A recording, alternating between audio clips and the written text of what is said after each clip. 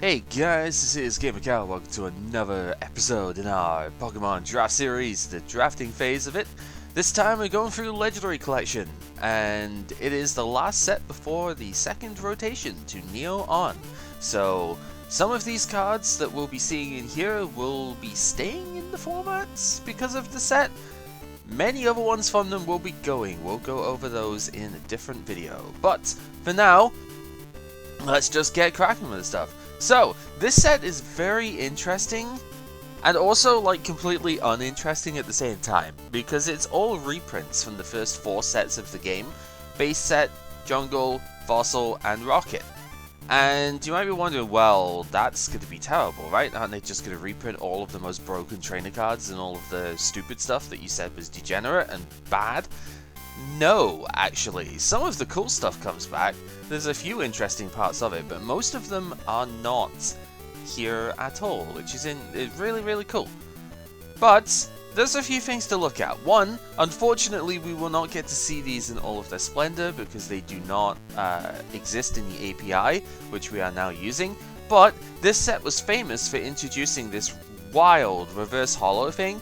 Reverse holos first debuted in this set, and I guess they didn't really know what to do with them, but they kind of made them look like fake cards, if we're being honest. There were a lot of these back in the day where it just looked like, oh man, these are the sort of cards that you would make in a Saturday market stall, or for a Saturday market stall, and just like sell as fake cards, and people would buy them because they didn't know better. But these are genuine product. This is actually what they looked like. I had quite a few of these as well, so like this legitimately is what came out of the packs, which was really fun. The other thing with this set is the pack structure, but we'll get into that more as we go. So what actually is in here, apart from just mousing over some of this stuff? Well, I gotta be honest, I only really want/need about 4 cards out of this set. Because of what we've already opened, most of the cards in here I kind of have a lot of as is. I could even bring my collection in to show, but we won't go that far just now. The main things of interest are right down here. These 3, still rare by the way, Pokemon Trader, Pokemon Breeder, and Scoop Up. I have 3 Trader, 2 Breeder, 2 Scoop Up. These are the targets. I want to max out on all of them. So that's pretty much it. That's really all I necessarily need out of this set. There's a couple of things I want, but yeah, let's just go over this stuff. So, like Alakazam I already have 3 of, so we're not fussed there. Articuno doesn't really do anything without Blastoise, and Blastoise does not come back, Dark Blastoise does, so that's fine. Charizard I have 2 of, you don't really need. Dark Dragonite I only have 1 of, but it's been very difficult to even field, so as good as it is, I don't think we really need it here. Dark Raichu, I traded my one of those away, it's kind of past its prime I think at this point. Slowbro I only have 2 of, but that's more than enough anyway. Why is Vaporeon a holo when it was an uncommon originally? I don't know. Why did they bring Dark Vaporeon back for regular Jolteon and Flareon? Who knows? I only have 1 Flareon, but we really don't need more than that. Gengar I have a playset of anyway. Gyarados I would never want to use, especially without Blastoise. Hitmonlee is one that I could see being played, and I only have 1 of, so this would be interesting at least. Jolteon I have 3. Machamp I obviously only have the 1 because it was the pseudo promo. It was the starter deck card right at the very beginning of the game. We only had 1 of it. I think it's a little bit too far gone at this point though, but still would be interesting. Muk I already have 3 of, so I don't need. Ninetales I don't have, and this is the one I'd be curious about for Typhlosion.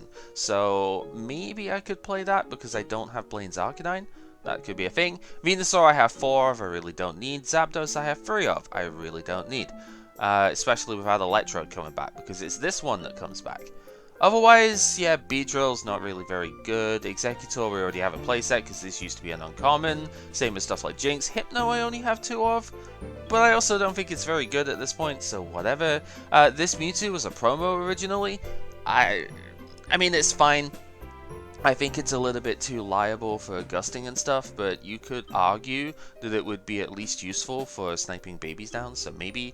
Moltres I already have 2 of, and as much as I can play it with Typhlosion, probably wouldn't have to be bothered.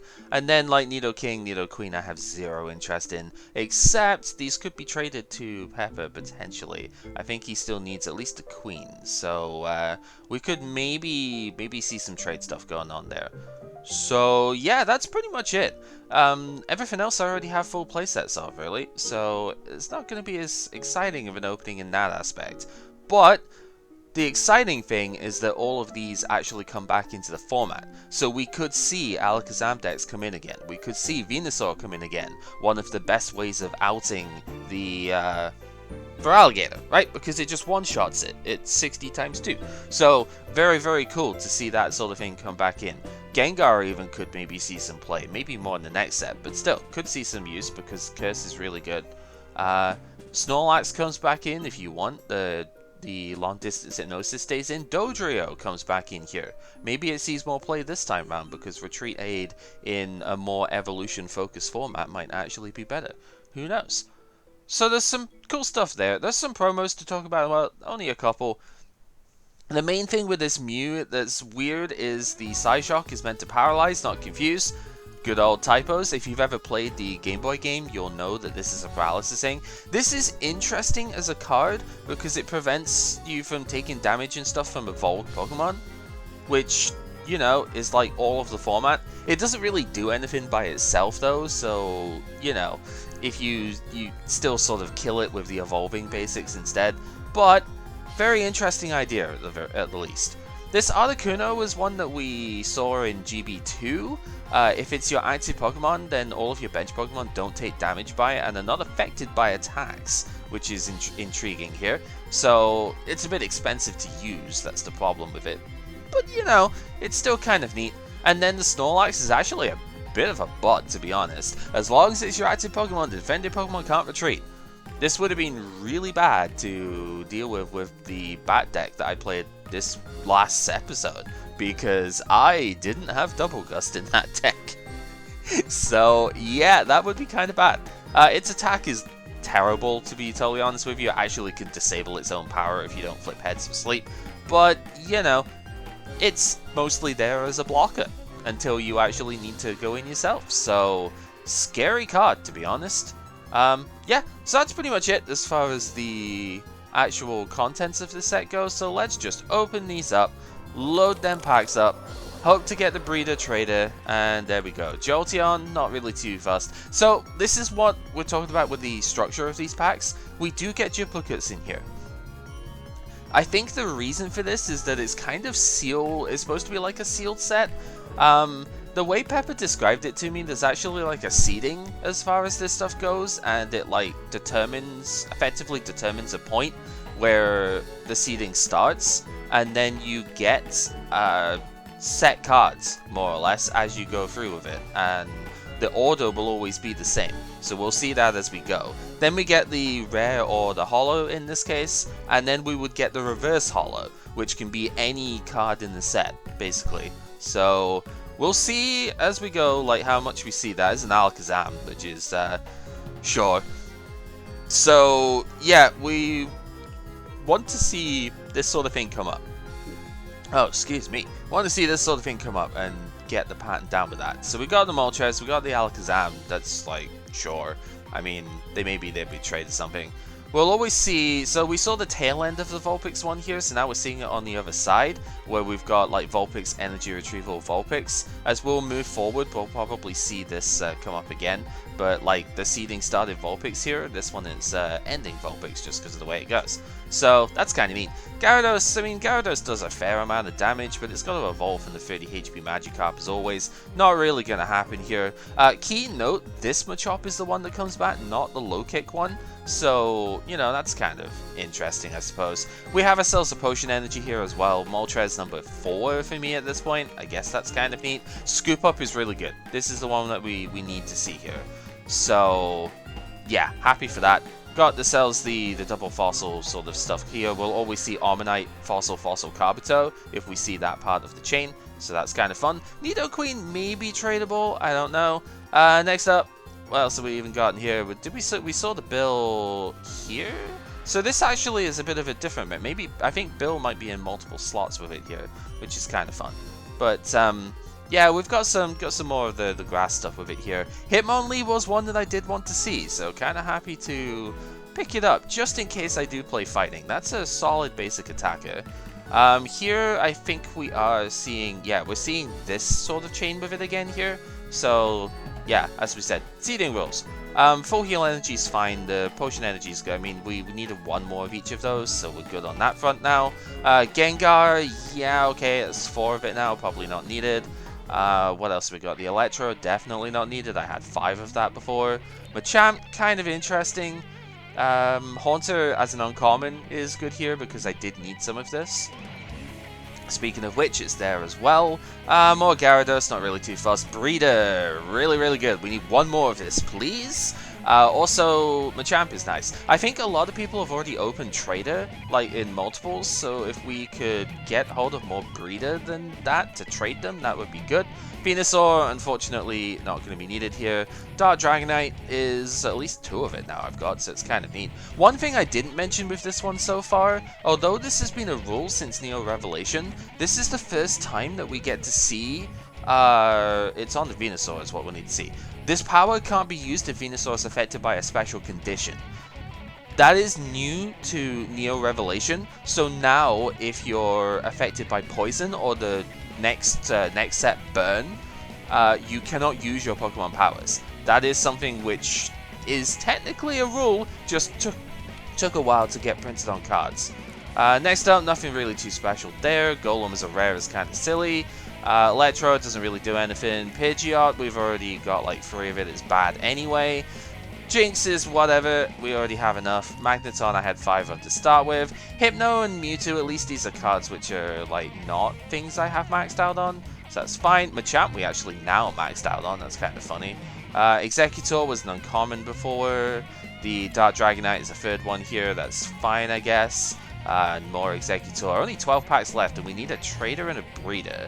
Charizard, kind of funny to see that come up, but really nothing special. Trader is good. If I only get the one Breeder here, then fine, whatever, but at least I have my playset of Trader back, because I did swap one of those before. Butterfree is a rare is kind of annoying. Venusaur and Gyarados in the same pack. Venusaur beats up Gyarados, that's kind of funny. Dragonite, that's the 4th one, I guess, if I really wanted to go down that sort of route.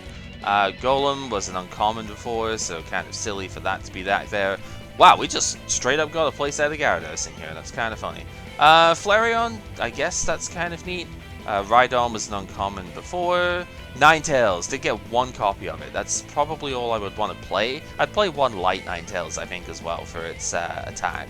And then the last one here, we don't get ourselves the other bit. So I'm missing 1 Breeder, missing 1 Scoop Up. Probably not going to be able to trade for the Breeder. I don't think people have got those spare. But the Scoop Up at the very least I should be able to get. So there is that, and the Scoop Up is probably the more important one for the Entei Makago deck that I want to refine, so I guess that's fair enough. Overall, I mean, I don't know what I'd be expecting off of this one. It's a bit of a throwaway set, to be honest. I think I pulled probably okay. I probably pulled more of the stuff that I didn't have than I was expecting, to be totally honest with you. But honestly, like, there's nothing really that matters out of here that I would not have already been able to field. So, to cap it off, let's just go ahead and spread our actual pulls here, and then the stuff that we got spare from this set alone. It's mostly going to be stuff that everyone will get spare here. Kind of interesting to see stuff like the Haunter come up, I guess, as a surplus this time, given that it was a rare initially. But to go over the pack, we didn't get Nidoking, unfortunately. Would have liked to have potentially traded Pepper one of those, but we didn't get that. I now have 6 Venusaur, it's kind of funny. 3 Charizard, so, you know, I pulled 2 initially. Didn't get the Blastoise in here, but I already have 3 of it, so it's fine. Kind of funny, we only got like 2 Sandslash, being you know, the way these sets work. Dark Persian, why is this a holo? Like, this is an uncommon before. It was garbage in the first place, it's garbage now as well. I don't know. Only the one Alakazam, so this does complete the playset, which is kind of interesting. Machamp also completes the playset. We have, yeah, sometimes it's weird pulling some of the uncommons in here, I guess. Gengar completes the playset. Hypno makes 3, which is not a playset, but that's still fine. Hitmonlee makes 2. I'd probably play 2 at most anyway. Gyarados, just a full playset of Gyarados in here, why not? Dragonite completes the playset. Moltres completes the playset. No Zapdos, which is good for me. And Mewtwo, if we want it, is an extra copy. And then finally, 1 Trader completes my playset. 1 Breeder gets me to 3. 1 Scoop Up gets me to 3. Overall, sure.